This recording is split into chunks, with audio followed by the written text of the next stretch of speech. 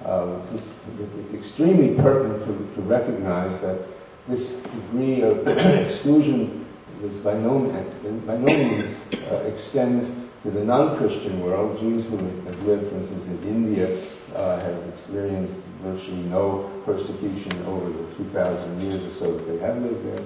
There are communities of Jews who live in India.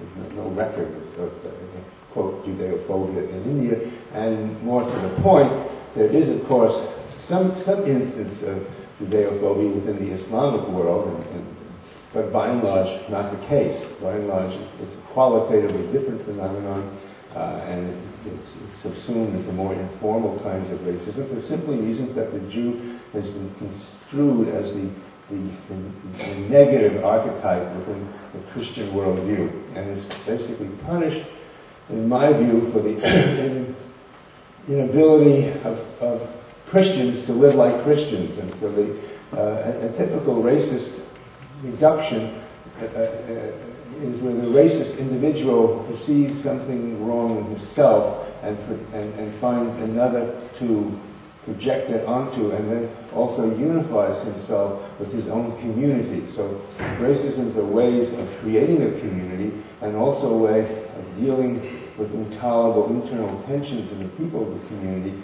and by finding a victim or a scapegoat.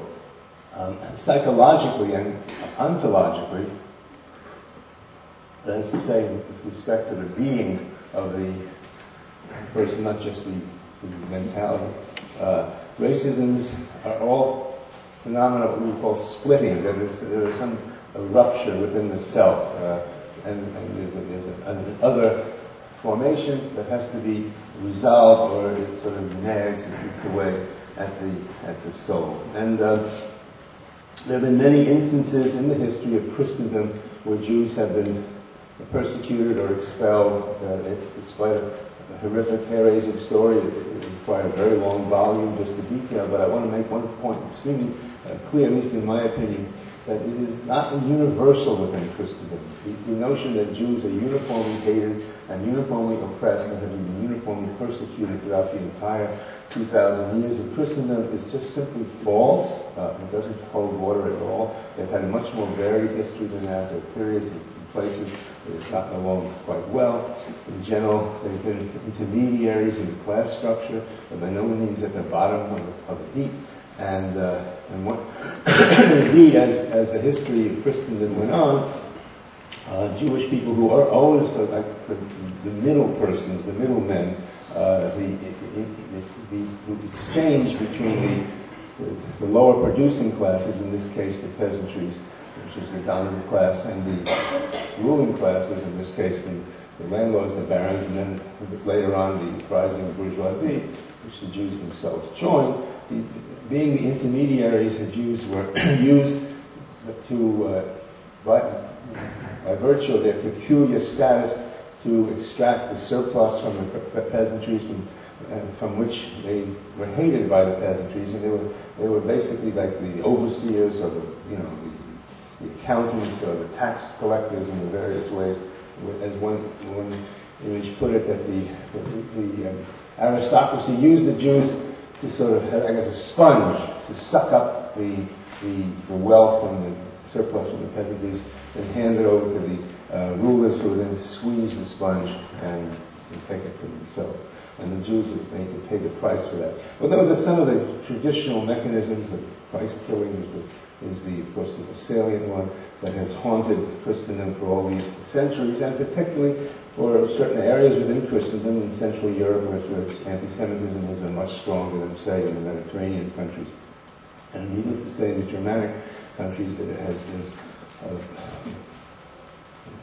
odious tradition of this for a very long time. And you could take certain statements of Luther, for instance, and match them with statements of Hitler and sort of change the syntax or the equivalent, and you wouldn't be able to tell them apart, whether Hitler said it or Luther said it.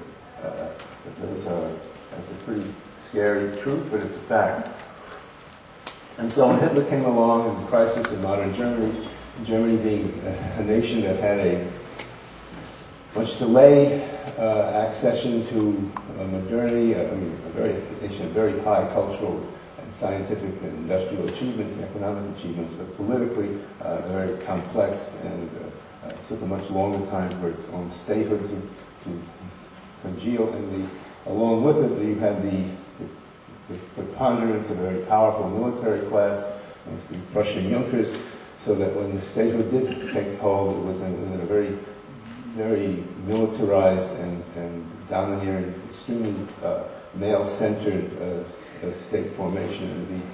And under these circumstances, and particularly as the modern crisis emerged at the close of the 19th century, Jews were become increasingly singled out and more trouble. And the ominousness of the appearance of anti-Semitism in the late 19th century was perceived as a tremendous crisis, but within Judaism itself, within the Jewish communities, and led to varied responses, which can be sifted as follows. I think the great majority, not the great majority, but a majority of the Jewish people who saw this as a crisis and wanted to get out of it, just got out and migrated westward, particularly to the emerging modern nation states, principally in terms of numbers to the U.S., where my parents came as small children. My father in 1905, my mother in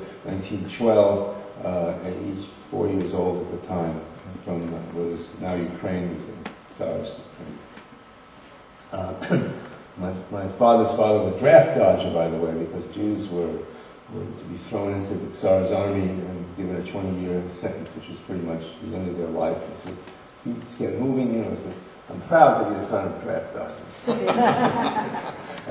It wasn't the Vietnam War that had the first draft dodgers, you know. The Tsarist wars and draft dodgers too. In any event, the crisis,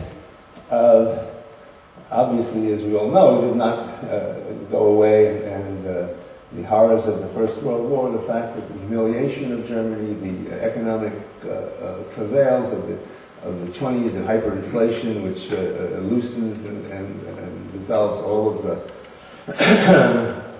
inhibitory structures in a society. Anything goes. A sense of nihilism to appear in the moral climate. Hitler himself, you read Mein Kampf, it's a very amazing story.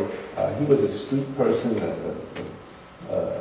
basically a loser, somebody who might have been picked up and put in a mental hospital around 1908 or 10 or 12. And he talks about seeing these extremely dirty, bedraggled, disheveled, sick, pathological, screaming people around. They're the Jews, says Hitler in Mein Kampf. He's really seeing himself, because he's an extremely sick, disheveled, raving person. He achieved some kind of integration, not integrity to be sure, in the war. He was served as a corporal and decorated several times for bravery, and that gave his life meaning. And when he left the army, he was able to play a role in these emerging fascist movements, and the rest is, as they say, history, because the man had an extraordinary ability to mobilize the mass consciousness and unconsciousness, and the abuses of that Holocaust that were made and have been made and continue to be made by the Zionist movements in the state of Israel.